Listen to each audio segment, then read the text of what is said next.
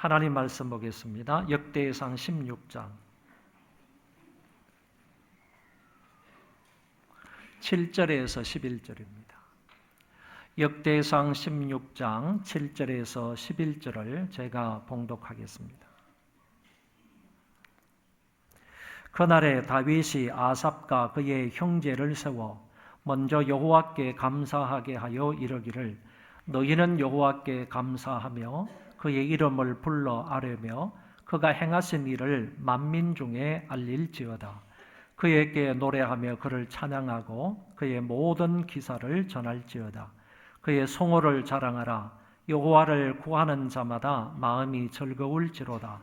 여호와와 그의 능력을 구할지어다. 항상 그의 얼굴을 찾을지어다. 아멘.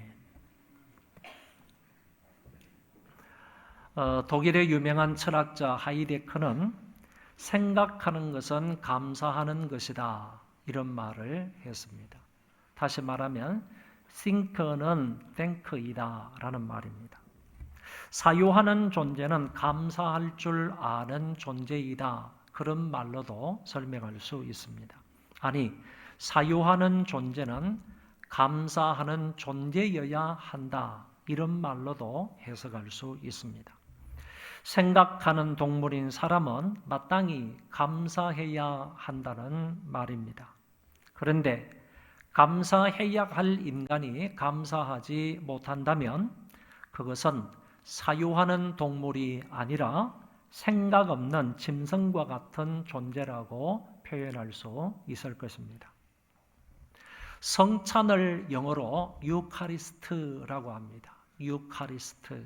이 말은 예수님께서 성찬을 행하실 때 떡을 들어 축사하셨다, 잔을 들어 축사하셨다, 축사하셨다는 말에서 나온 단어입니다. 그래서 성찬은 곧 감사를 의미한다, 이렇게도 설명할 수 있습니다. 주님이 우리를 위해 살과 피를 주심에 감사한다는 의미가 성찬에 포함되어 있습니다.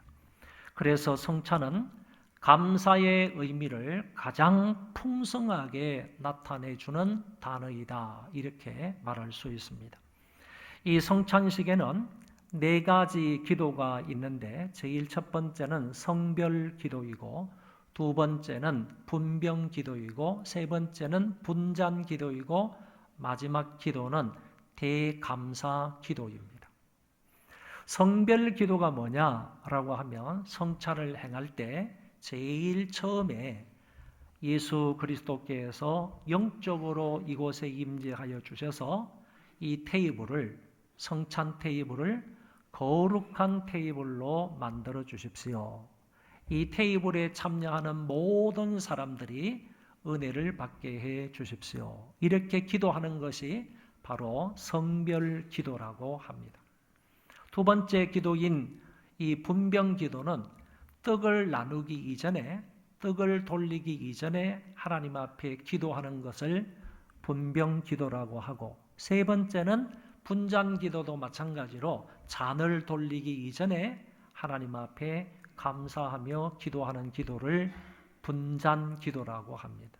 마지막에 있는 기도가 그 이름대로 대감사 기도다, 이렇게 말하는데, 이때의 기도는 다른 것 다 말고, 다른 것 기도하지 아니하고 오로지 기도하는 내용이 뭐냐라고 하면 하나님께서 우리를 은혜 베풀어 주시고 긍휼히 여기시고 자비와 사랑을 베풀어 주셔서 우리를 위하여 예수 그리스도를 십자가 위에 보내주신 것을 감사합니다. 이 내용이 바로 담겨져 있는 기도가 대감사 기도입니다. 그래서 성찬식을 마칠 때는 제일 마지막에 대감사 기도, Great Thanksgiving이라고 하는데, 이 Great Thanksgiving을 하는 이유가 뭐냐 하면은 성찬 전체에 있어서 가장 클라이막스가 되고 가장 중요한 그 기도가 뭐냐? 그게 바로 하나님이 우리를 위하여 예수 그리스도를 십자가 위에 보내주신 것 정말 감사합니다, 이 기도라는 것입니다. 그래서 이런 의미로도 생각을 해보면 결국 성찬이라는 말은 감사라는 그런 풍성한 의미가 담겨져 있다 하는 점을 우리는 알 수가 있습니다.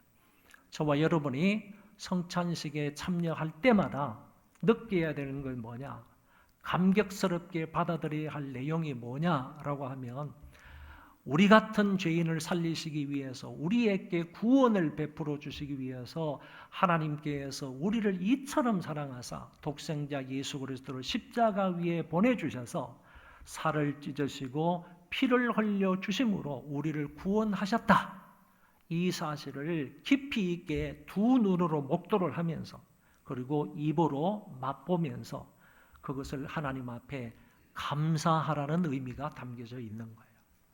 그러니까 성찬을 받을 때 아무런 감동 없이 받을 수가 없는 거죠.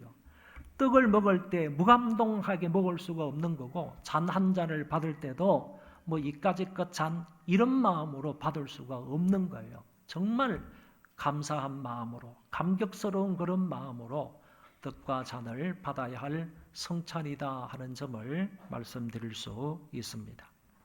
이 유카리스트 이거는 곧 감사를 의미한다라고 생각할 수 있는 것입니다. 오늘은 본문을 통하여서 감사라는 주제에 대하여서 말씀을 드리고자 합니다. 이 말씀을 잘 경청하시고 이 말씀에 깨달음과 은혜가 있기를 바랍니다. 오늘 본문 말씀의 배경은 다음과 같습니다. 다윗이 여호와의 궤, 즉 언약궤를 메고 와서 예루살렘 성에 안치를 했습니다. 당시 이 언약궤는 아비나답의 집에 있던 것을 메고 오다가 하나님의 규정대로 이 법궤를 이동하지 못하였습니다. 그래서 짐승이 끄는 새 수레에 싣고 오다가 나곤의 타작마당에서 소가 펄쩍펄쩍 띠므로 인하여서 법궤가 땅으로 떨어지게 생겼습니다. 이때 급하게 우사라는 사람이 떨어지는 그 법궤를 붙잡음으로 인하여서 결국 우사가 그 자리에서 죽고 말았습니다. 그래서 이 언약궤를 다윗성으로 끝까지 모시고 오지 못하고 결국 오벳 에돔이라는 사람의 집에 갖다 놓았습니다. 언약궤가 그 집에 3개월 동안 있었는데 하나님께서 그 언약궤를 잘 섬기고 있었던 오벳 에돔에게 또는 그 집에 큰 복을 주신 것입니다.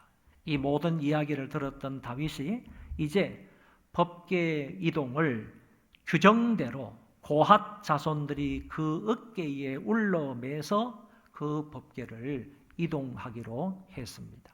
그래서 오벳 에돔에서부터 시작을 해서 이 다윗성 예루살렘 성까지 오는 데는 약 6km 정도 되었는데 이 고핫 자손들이 그 법궤를 언약궤를 울러매고 그 거리를 조심스럽게 이동을 해서 다윗성까지 오게 되었던 것입니다. 우리가 아는 대로 다윗은 온 몸과 마음과 뜻을 다하여 하나님을 모시듯이 이 법궤를 모셨습니다. 다윗은 여호와의 궤가 다윗성으로 들어올 때에 6걸음마다 살찐 송아지로 제사를 드렸고 힘을 다하여 춤을 추었다고 성경은 말씀하고 있습니다. 언약궤를 메고 오는 그 사람들이 6걸음을 걷고 나서 걸었을 때 다윗은 그 앞에서 살찐 송아지를 한 마리 잡아서 제사를 드렸습니다. 6걸음 올 때마다 살찐 송아지를 잡아서 하나님 앞에 제사를 드렸는데 6km 오려면 도대체 몇 마리의 희생제물을 드렸다는 얘기겠습니까? 오면서 다윗은 힘을 다하여서 하나님 앞에서 춤을 추었다 이렇게 말합니다. 그 옆에 서 있던 온 백성들은 절거이 환호를 하며 나팔을 불었습니다. 드디어 하나님의 궤가 다윗이 마련한 장막에 안치되자 다윗은 또 하나님 앞에 번제와 화목제를 드리고 여호와의 이름으로 모든 백성들에게 축복하였습니다. 그리고 모든 백성들에게 선물을 주는데 떡 한 조각 그리고 고기와 큰 포도떡을 하나씩 모든 남녀 백성들에게 다 나누어 주었습니다. 하나님을 찬송하고 경배하는 다윗의 행동은 여기에서 끝나지 않았습니다. 레위 사람들을 세워서 궤 앞에 섬기게 하였고 하나님께 감사하며 지속적으로 찬양하게 했습니다.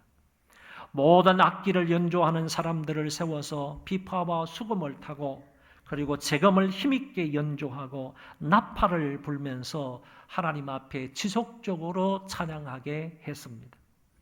이렇게 다윗과 그의 백성들은 말씀의 규정을 지키며 지극정성을 다하여 제사를 드리고 춤을 추며 하나님의 궤를 옮겨왔고 그 후로도 온 정성으로 찬양대를 만들어 악기를 연주하며 하나님을 섬겼던 것을 엿볼 수 있습니다. 이 같은 일이 있은 후에 본문이 시작이 되는 것입니다. 본문에 보면 7절부터 오늘 11절까지 읽었지만은 본문에는 7절부터 36절까지가 전부 다 다윗이 하나님 앞에 찬송하는 감사 찬양시로 되어 있습니다. 어떤 사람은 말하기를 다윗의 세 개의 시편을 하나로 묶어서 오늘 본문에서 찬송한 것이다 이렇게도 말합니다. 다시 말하면 시편 105편의 말씀하고 시편 96편의 말씀하고 시편 106편의 말씀을 다 혼합을 해서 함께 묶어서 그것을 오늘 다윗이 만든 찬송으로 바로 역대상 16장 7절 이하 36절에 있는 내용의 찬송이 된다. 그런 얘기입니다. 본문 7절에 보면 그날에 라는 말이 나오는데 이 말은 다윗 왕이 하나님의 궤를 안치한 후 그 궤 앞에서 찬양할 찬양대를 만든 때를 말하는 것입니다. 이 말은 대단히 중요한 의미를 가지고 있는 말입니다. 이 단어가 사용된 용례를 성경 두 곳을 찾아서 여러분들에게 간단히 말씀을 드립니다. 하나는 이스라엘 백성들이 하나님의 도우심으로 무사히 홍해를 건너갔을 때 그때 부른 모세의 노래가 바로 출애굽기 15장에 나타나는데 그 출애굽기 15장에 있는 모세의 노래 가운데 첫 번째 구절에서 그날에 이때에 라는 말이 나오게 됩니다. 모든 이스라엘 백성들이 홍해로부터 이적적으로 그 홍해를 건너가고 나서 그 건너 땅에서 하나님 앞에 구원의 감격스러운 마음으로 찬송을 부른 것입니다. 성경을 보면 그때에 모세와 이스라엘 자손이 이 노래로 여호와께 노래하니 일렀으되 이때 보면 그때에 라는 말이 나오죠. 그러니까 모세는 하나님의 구원의 그때를 기억하여 감격의 노래를 불렀다는 뜻입니다. 여러분, 애굽 군대가 쳐들어왔을 때 이스라엘 백성들은 진퇴양난의 그 고개에서 그 사람들은 죽을 수밖에 없는 상황이었어요. 앞으로 길이 없으니까 바다밖에 없으니까 죽을 수밖에 없는 그와 같은 상황 속에서 하나님께서 바다를 갈라서 길을 내셨지 않습니까? 이스라엘 백성들은 바다에 길을 내신 그 하나님의 은혜 가운데서 그곳을 지나갔어요. 그 반대편 땅까지 다 건너가서 이스라엘 백성들, 이 민족을 하나님께서 구원해 주신 그 감격스러운 마음으로 그 땅에서 하나님 앞에 감격의 노래를 부른다는 거예요. 감사의 찬송을 불렀다는 얘기입니다. 이때를 가리켜서 바로 그때라. 구원의 감격스러운 그 은혜가 있었을 때 그때에 이스라엘 백성들이 하나님 앞에 노래를 했다, 찬송을 했다, 감사를 드렸다 하는 그때를 가리켜서 바로 오늘 여기에서도 그때에, 이때에 라는 말을 쓰고 있다는 것입니다. 또 다른 한 예는 사사 드보라와 바락이 가나안 왕 야빈을 물리치고 난 이후에 사사기 5장에 보면 승리의 노래를 부르는 것이 나타나고 있습니다. 그때도요, 그 승리의 노래를 부르면서 이날에 드보라와 아비노함의 아들 바락이 노래하여 이르되, 그러니까 가나안 왕 야빈은 굉장히 강한 그런 나라고 민족이었습니다. 그렇게 강하고 그렇게 힘센 그 나라와 민족을 이 드보라와 이 바락이 물리쳤단 말이에요. 이 전쟁에서 승리를 했단 말이에요. 승리를 하고 난 이후에 그 승리해 주신 그 하나님 앞에 감격스러운 마음으로 찬송을 하는 거예요. 감사 찬송을 하는 거예요. 그런 의미로 그날에 드보라와 바락이 노래했다, 이렇게 표현하고 있는 것입니다. 결국에 이 두 곳의 공이 사용된 이때에 또는 그날에라는 이 말은 하나님의 구원과 전쟁에서의 승리를 감격 중에 노래하고 있다, 그런 얘기입니다. 바로 다윗도 오늘 본문에서 감격과 기쁨으로 찬양하는 그 시점을 강조하기 위하여서 바로 그날에라는 말을 쓰고 있다는 것입니다. 그러니까 다윗 같은 경우에는 이제 그렇게도 고대하고 기다리고 그렇게 하기를 원했던 여호와의 법궤가 사방팔방으로 다른 징으로 돌아다니다가 이제 드디어 오벳에돔의 집에서 다윗 성으로, 예루살렘 성으로 왔단 말이죠. 그 하나님의 궤를, 하나님의 궤는 하나님의 임재를 상징하는 거거든요. 하나님의 임재를 상징하는 여호와의 그 궤를 자기들이 규정대로 메고 와서 하나님의 성에 안치를 했으니까 얼마나 감격스럽겠습니까? 그동안 수십 년 동안 이 여호와의 궤가 사방팔방으로 막 적진까지 왔다 갔다 하면서 그렇게 지냈는데 이 여호와의 궤를 메고 올 수 있게 되었으니 얼마나 감사하게 생각을 했겠습니까? 그 여호와의 궤가 바로 하나님의 성에 도착을 했을 때 감사하고 감격스러운 마음으로 이 다윗이 하나님 앞에 노래를 하는 거예요. 찬송을 하는 거예요. 그게 바로 그날이라는 거죠. 여호와의 궤를 안치했을 때 그날에 감격스러운 마음으로 하나님 앞에 찬송으로 영광을 돌리는 그런 부분을 말씀하고 있다는 것입니다. 그날에요. 그날에 다윗이 찬양 대장인 아삽과 대원들에게 이렇게 말합니다. 너희는 먼저 여호와께 감사하라. 먼저라는 말을 써요. 먼저.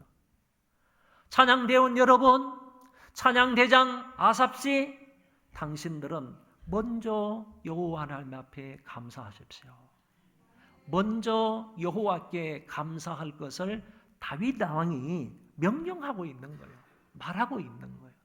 그런 말씀이 있는데 좀 더 생각해 보시기를 바랍니다. 찬양대원들에게 감사와 찬송을 드리라 하는 것을 다윗이 말했다는 것인데, 이것을 보면 찬양대를 조직하는 근본적인 목적 또는 1차적인 목적이 무엇인가 하는 점을 분명히 밝혀주고 있는 것입니다. 바로 하나님이 베풀어 주신 구원과 그분의 인자와 성실하심에 대한 감사의 찬송을 드리기 위함이다라는 겁니다. 왜 우리가 찬양대원들을 구별해서 이렇게 따로 세워둬야 되느냐라고 하면 1차적인 목적이 뭐냐 하면 하나님께서 우리에게 구원을 베풀어 주신 것, 하나님의 인자와 하나님의 영원하심, 하나님의 그 인자가 무궁하심, 이런 부분에 대해서 감사하고 찬양하기 위해서 이렇게 구별시켜 두었다라는 점입니다. 그래서 찬양대가 조직이 되는 1차적인 목적이 뭐냐면 구원의 은총과 하나님의 자비하심과 하나님의 그 긍휼하심과 하나님의 위대하심과 하나님의 높으심과 하나님의 영원하심과 하나님의 불변하심과 하나님의 그 사랑 많으심을 온전히 찬송하게 하기 위해서 성가대를 조직한다. 오늘 본문에 나와 있는 찬양대원들 뿐만 아니라요, 찬양대원들 뿐만 아니라 이 자리에 있는 구속받은 모든 백성들로 마찬가지로 무엇보다도요, 우선적으로 그리고 무엇보다도 먼저 하나님 여호와를 찬송하고 감사하는 것이 필요합니다. 우리들이 만약 구별된 하나님의 사람들이라고 한다면 그런 사람들은 우선적으로 해야 할 일이 하나님 여호와를 찬송하고 하나님 여호와께 감사하는 일입니다. 마태복음 14장에 보면 오병이어의 역사가 기록되어져 있습니다. 어린아이가 보리떡 5개와 물고기 2마리를 담긴 그 도시락을 주님께 가져왔을 때 주님이 그것을 가지고 하나님께 축사하셨습니다. 성경을 보시기 바랍니다. 성경을 보면 무리를 명하여 잔디 위에 앉히시고 떡 5개와 물고기 2마리를 가지사 하늘을 우러러 축사하시고 떡을 떼어 제자들에게 주시매 제자들이 무리에게 주니 다 배불리 먹고 남은 조각을 12바구니에 차게 거두었으며 먹은 사람은 여자와 어린이 외에 5,000명이나 되었더라. 여러분, 이 물고기 2마리와 보리떡 5개로 인하여서 5,000명을 먹이게 된 겁니다. 이와 같은 놀라운 역사를 벳세다 들판에서 주님이 이루셨는데 중요한 것은 이와 같은 놀라운 역사를 일으키시기 이전에 제일 먼저 한 것이 뭐냐?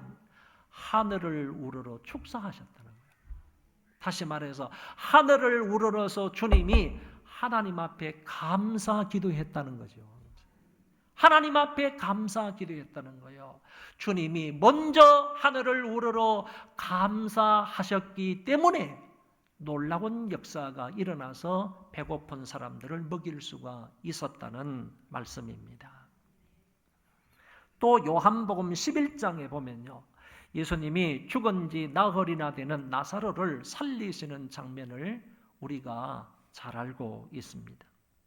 이 나사로의 죽음으로 인하여서 베다니의 모든 백성들, 모든 주민들은 다 슬픔에 잠겼습니다. 그때 주님이 그 동네를 찾아오셨고 사람들의 인도를 받아서 나사로의 무덤가에 가게 되었습니다. 주님이 말씀하시기를 이 무덤에 돌을 옮겨 놓으라. 그러시고 이렇게 말씀하셨습니다. 돌을 옮겨 놓으니 예수께서 눈을 들어 우러러 보시고 이르시되, 예수님께서 그 무덤 앞에서 당장 나사로야 나오라 이런 말씀을 하시기 이전에 뭘 하셨냐면 하늘을 우러러 보시고 이르시되 아버지여 내 말을 들으신 것을 감사하나이다. 나사로를 살리시기 이전에 주님께서 무엇부터 먼저 하셨느냐 하면 하나님 앞에 감사부터 먼저 했습니다. 내 말을 들으신 것을 감사하나이다. 항상 내 말을 들으시는 줄을 내가 알았나이다. 그러나 이 말씀 하옵는 것은 둘러선 무리를 위함이니 곧 아버지께서 나를 보내신 것을 그들로 믿게 하려 함이니이다. 이 말씀을 하시고 큰 소리로 나사로야 나오라 부르시니 죽은 자가 수족을 배로 동인 채로 나오는데 그 얼굴은 수건에 쌓였더라. 예수께서 이르시되 풀어놓아 다니게 하라 하시니라. 여러분, 이와 같은 놀라운 역사를 일으키시기 이전에 주님은 하늘을 우러러서 하나님 앞에 감사 기도를 먼저 했다는 것입니다. 이것을 통하여서요, 주님이 생명이시다, 이것을 통하여서 주님이 부활이시다 하는 사실을 만방에 알리게 된 것입니다. 이 놀라운 역사도 결국 주님이 아버지 하나님께 먼저 기도함으로 일어난 이적이었습니다. 다윗의 오늘 본문의 말씀과 그리고 오병이어의 역사와 나사로를 살리신 예수님은 먼저 하나님께 감사하셨습니다. 우리도 다윗의 명령과 주님이 행하신 것처럼 모든 일에 우선적으로 하나님께 감사할 수 있기를 바랍니다. 그러면 다윗은 어떻게 감사하라고 하셨습니까? 오늘 본문에서 간단하게 3가지를 뽑아서 말씀을 드리겠습니다. 먼저는 찬양으로 감사하라고 했습니다. 한번 따라합시다. 찬양으로 감사하라. 다윗은 찬양단을 세웠습니다. 그리고 대장인 그 아삽과 그의 형제들에게 찬양으로 감사하라라고 말씀해 주고 있습니다. 그에게 노래하며 그를 찬양하고 라는 말씀이 나옵니다. 여러분, 하나님께 대한 감사의 첫 번째 표현은 하나님을 찬양하는 것입니다. 우리가 생활하면서 감사한 일이 있으면 먼저 하나님 감사합니다. 입술로 감사를 합니다. 이 감사가 조금 더 깊어지면요, 하나님 감사합니다. 찬양으로 감사하게 된다는 얘기입니다. 우리가 기도응답을 받았을 때에도 찬송으로 감사 기도를 합니다. 또는 몸이 불편하다가 건강을 되찾게 되었을 때도, 그리고 사업을 하다가 많은 은혜를 받았을 때에도, 말씀을 통하여 은혜를 많이 경험하게 되었을 때에도 우리는 하나님 앞에 입술을 벌려서 감사하기도 하지만 더 나아가서 하나님을 찬송함으로 감사하기도 한다는 것입니다. 하나님의 은혜를 받거나 기도응답을 받거나 몸이 건강해졌거나 말씀의 은혜를 경험했을 때 나타나는 기독교인들의 공통된 반응은 입술로 찬양하며 감사한다는 것입니다. 그럴 때 신자는 절대로 침묵할 수가 없습니다. 하나님의 은혜가 있으면요, 신자는 침묵하지 않는다는 거예요. 기도응답이 있으면 신자는 침묵하지 않는다는 거예요. 좋은 일이 있을 때, 정말 내가 생각할 때도 감사한 일이 있을 때 그 성도는 침묵하고 있지 않다는 겁니다. 입술을 열어서 하나님을 찬송함으로 찬송을 통하여 그 사람의 감사를 표현하게 된다는 말씀입니다. 성경에서 10명의 문둥병 환자들이 내 몸을 제사장들에게 가서 보이라는 예수님의 말씀을 듣고 가다가 10명의 문둥병자들이 다 고침을 받았습니다. 그 중에 한 명이 자기 몸이 나은 것을 알고 이렇게 말합니다. 큰 소리로 하나님께 영광을 돌리고 예수님께 와서 엎드려 감사했다. 할렐루야. 여러분, 여기에는 제가 말씀을 드린 대로 더 놀라운 은혜의 말씀이 있습니다. 메시지가 있습니다. 그게 뭐냐 하면은 10명의 문둥병자 가운데에서 한 명이 자기가 나음을 받은 줄을 알고 하나님 앞에 찬송하며 하나님께 영광을 돌리며 예수님께 와서 무릎을 꿇고 감사를 했다. 이런 말씀인데, 이 사람의 찬송과 이 사람의 영광과 이 사람의 감사가 단회적으로 끝난 게 아니라는 겁니다. 원문의 동사는 분명히 현재 진행형으로 되어 있습니다. 무슨 말이냐 하면은 이 사람이 가다가 고침을 받았을 때 그때부터 시작해서 지속적으로 하나님 앞에 찬송하는 거예요. 계속해서 오면서 한 번이 아니라 10번, 수백 번 계속해서 감사하는 거예요. 계속해서 찬송하는 거예요. 계속해서 찬송하며 계속해서 영광을 돌리며 계속해서 감사하며 예수님에게 왔다는 거예요. 그러니까 단회적으로 한 번 감사와 찬송으로 끝난 게 아니라는 겁니다. 자기 몸이 나은 것을 안 그때부터 시작을 해서 계속 하나님 앞에 영광을 돌리는 거예요. 찬송하는 거예요. 감사하는 거예요. 그래서 드디어 예수님께 와가지고 예수님의 발 앞에 엎드려서 감사와 찬송을 드리는 모습을 성경은 그리고 있다는 말씀입니다. 여러분, 찬송으로 감사할 수 있기를 바랍니다. 시편 100편 4절에는 이렇게 말씀하고 있습니다. 감사함으로 그의 문에 들어가며 찬송함으로 그의 궁정에 들어가서 그에게 감사하며 그 이름을 송축할지어다. 찬송함으로 하나님께 감사하라고 하셨습니다. 그러므로 매일매일 하나님이 우리에게 베풀어 주신 그 은혜와 사랑과 복을 세워보며 찬송함으로 감사할 수 있기를 바랍니다. 다음은 여호와를 자랑하는 것으로 감사하라고 했습니다. 하나님을 자랑하는 것으로 베풀어 주신 것을 감사하라는 얘기입니다. 찬송함으로 감사할 뿐만 아니라 하나님을 자랑함으로 감사해야 합니다. 오늘 성경 8절 9절에 보면 너희는 여호와께 감사하며 그의 이름을 불러 아뢰며 그가 행하신 일을 만민 중에 알릴지어다. 그에게 노래하며 그를 찬양하고 그의 모든 기사를 전할지어다 라고 하셨습니다. 그가 행하신 모든 일들을 만민 중에 알리라. 그리고 그의 모든 기사를 전하라. 이 말은 곧 하나님을 자랑하라, 그런 얘기입니다. 하나님을 자랑하라, 하나님을 알려라, 하나님을 전하라, 이런 말로도 설명할 수 있습니다. 그래서 10절에서는 그의 성호를 자랑하라 라고 말씀하고 있는데, 그의 성호, 거룩한 이름을 자랑하라, 그런 뜻이잖아요. 이 말을 좀 더 확장해서 설명을 하면, 그 하나님께서 나에게 역사하신 모든 하나님의 일을 자랑하라. 여러분, 하나님 여호와께서 여러분들 안에서 역사하셨습니까?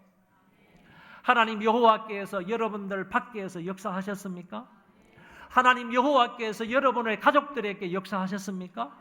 여러분 가정에 역사하셨습니까? 여러분 기업에, 여러분이 다니는 직장에, 학교에 역사하셨습니까?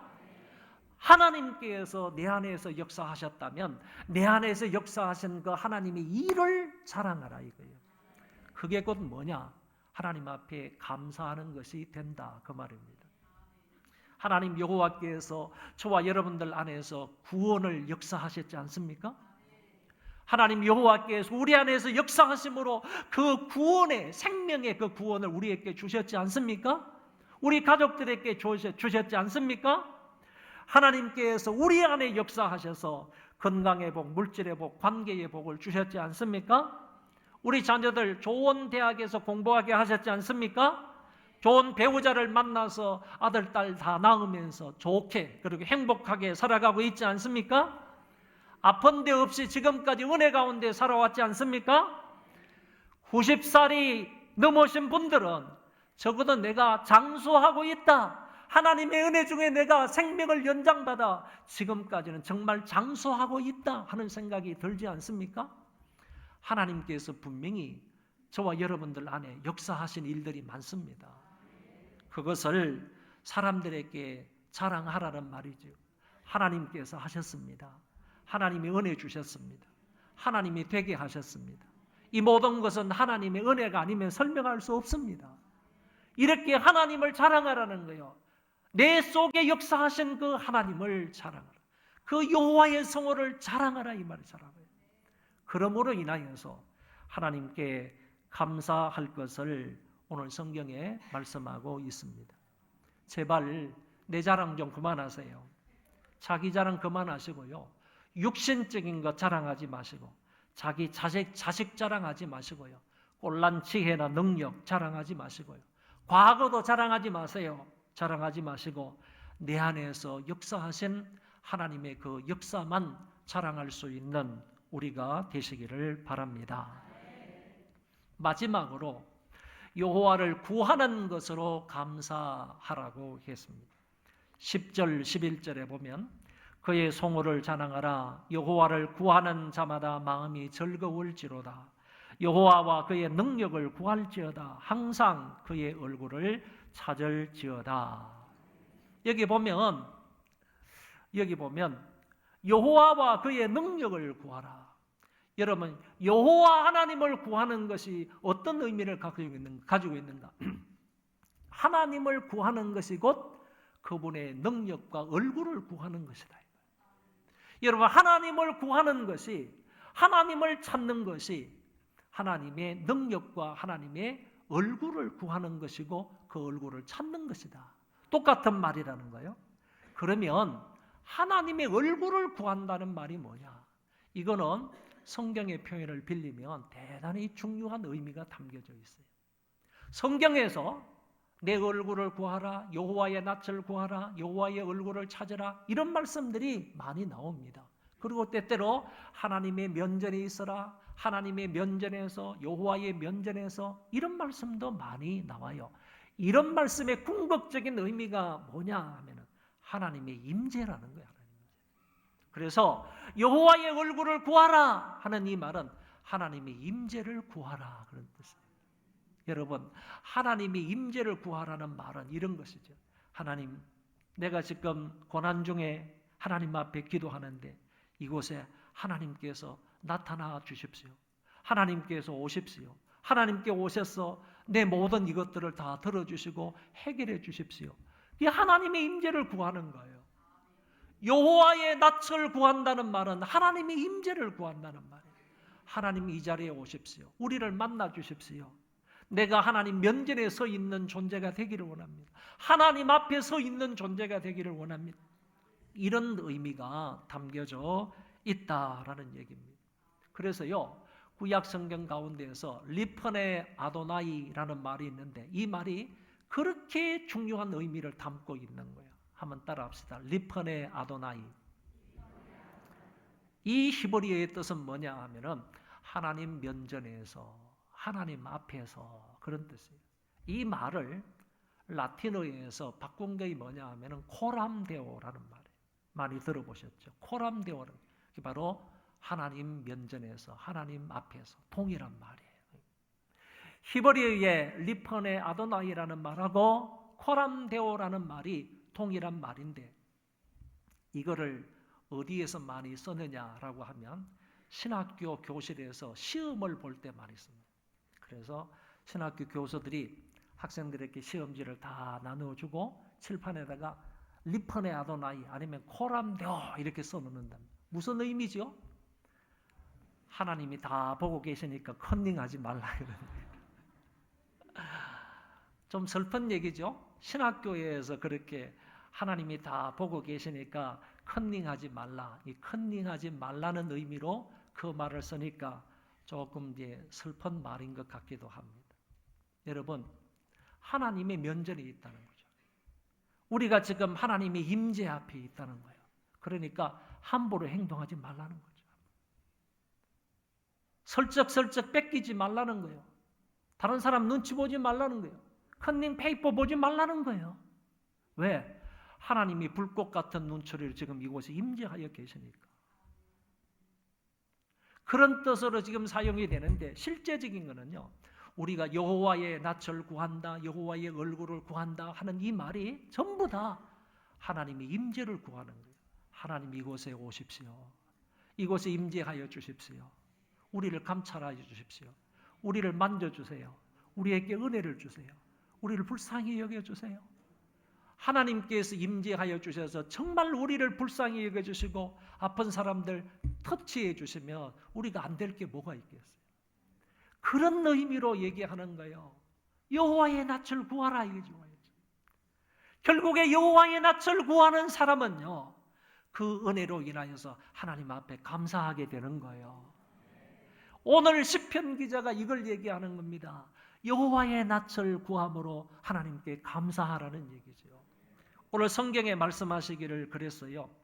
항상 여호와의 얼굴을 구하라 라고 했지 않습니까? 항상 여호와의 얼굴을 구하는 사람 마음속에는요. 뭐가 있느냐? 즐거움이 있다고 했습니다. 오늘 성경을 보시기 바랍니다. 그래서 10절에 그의 성호를 자랑하라. 여호와를 구하는 자마다, 여호와의 얼굴을 구하는 자마다 뭐가 있다고요? 마음에 즐거움이 있을지라고 하셨습니다. 여러분, 제가 요사이 가끔씩 축도를 할 때 이런 축도를 해요. 아기 학교 축도를 할 때 제가 이런 축도를 했어요. 여호와께서 너에게 복을 주시고 여호와께서 너를 지키시기를 원하며 여호와께서 그 얼굴을 드사 여호와께서 너희를 향하여 그 얼굴을 드사 은혜와 평강 주시기를 원하노라. 하나님께서요. 이게 아론의 축도인데 민수기 6장에 나타나 있는 아론의 축도인데 아론의 축도를 할 때가 좀 있어요. 그런데 그게 마지막 부분에 보면 여호와 하나님께서 얼굴을 너희들을 향하여 드사게, 하나님께서 얼굴을 당신들 여러분들을 향하여 드사 은혜와 평강 주시기를 원하노라. 하나님의 임재를 구하는 기도예요. 하나님 임재.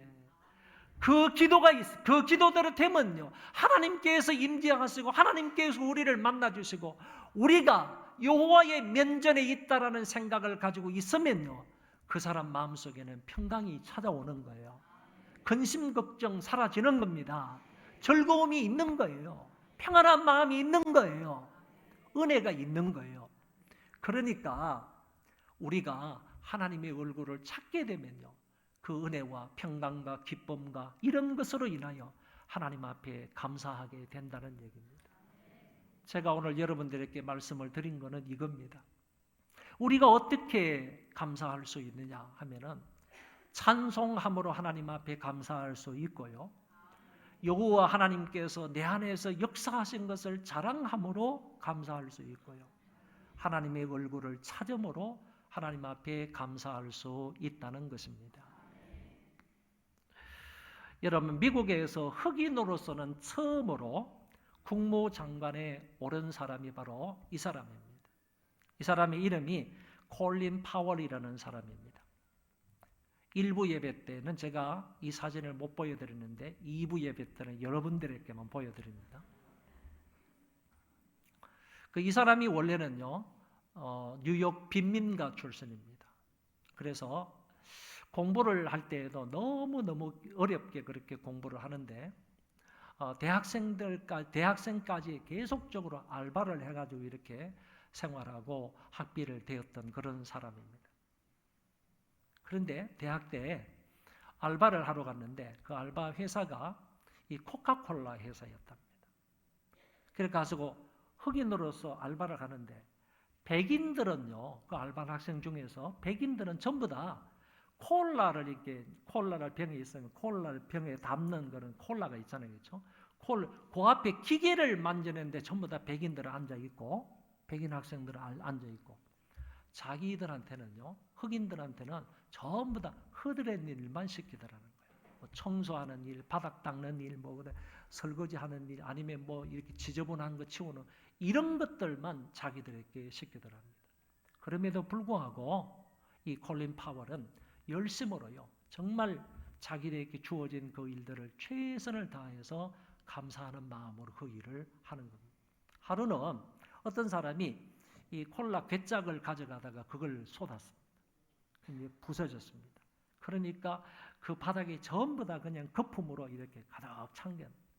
이때 빨리 이 콜린 파월이 그 걸레들 이런 것을 가져가서 그걸 다 닦고요. 깨끗이 아무 말 없이 그걸 다 청소를 하고 깨진 것 이런 부분들을 손 다치지 않도록 그 사람들을 위해서 잘 모아가지고 한쪽으로 치워두었습니다.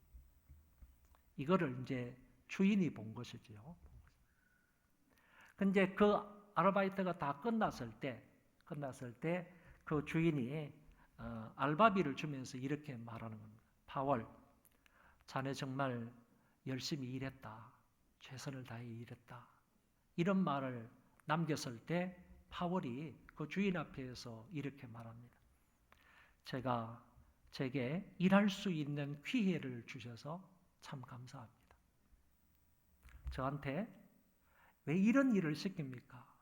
왜 나한테는 이런 일만 시킵니까? 그게 아니라 저에게 일할 수 있는 기회를 주셔서 감사합니다. 이렇게 말했다고 합니다. 그 다음 해가 되어서 알바할 때요, 또 이 사람이 갔습니다. 그때는요, 이제는 콜라를 담는 기계 앞에서 일을 했답니다. 그 다음에도 부름을 받아서 알바를 했는데, 그 다음에는 이 모든 직원들을 총 책임을 지는 부감독으로 거기에서 일을 하게 되었답니다. 여러분, 이 파월은 항상 하나님이 자기와 함께 계신다고 신앙 고백을 했고요. 자신을 돌보고 계시다는 사실을 항상 믿었고요. 어떤 환경에서도 최선을 다하며 감사하며 그 일을 했다고 합니다. 그가 대학교에서 학군 사관생도로 훈련을 받아서 소위로 임관을 합니다. 나중에는 흑인 최초 사성장군이 되었습니다. 그리고 미국 합참의장을 거쳐서 조지 부시 대통령 시절 때에 흑인 최초 국무장관까지 된 사람입니다. 과거에 우리나라 한국전쟁에도 참여를 해서 우리를 도와주었던 사람입니다. 베트남 전투에도 참가하여 큰 공을 세웠던 인물이라고 합니다. 이 사람은 자기에게 주어진 어떤 일이라 할지라도, 그게 크고 중한 일이라 할지라도 아니면 작고 하찮은 일이라 할지라도요, 항상 그 일을 맡았을 때는 감사하며 살았던 사람이고, 그렇게 감사하며 살았던 사람이므로 하나님께서 그를 이처럼 귀하게 사용하셨다고 평가하고 있습니다. 오늘 기독교인들은 마땅히 먼저 하나님 앞에 감사해야 합니다. 찬송으로 감사할 수 있기를 바라고, 하나님이 내 안에서 역사하신 역사를 자랑함으로 감사할 수 있기를 바라고요. 하나님의 얼굴을 구함으로 감사할 수 있기를 바랍니다. 그 자리에 다 일어나셔서 찬송하겠습니다.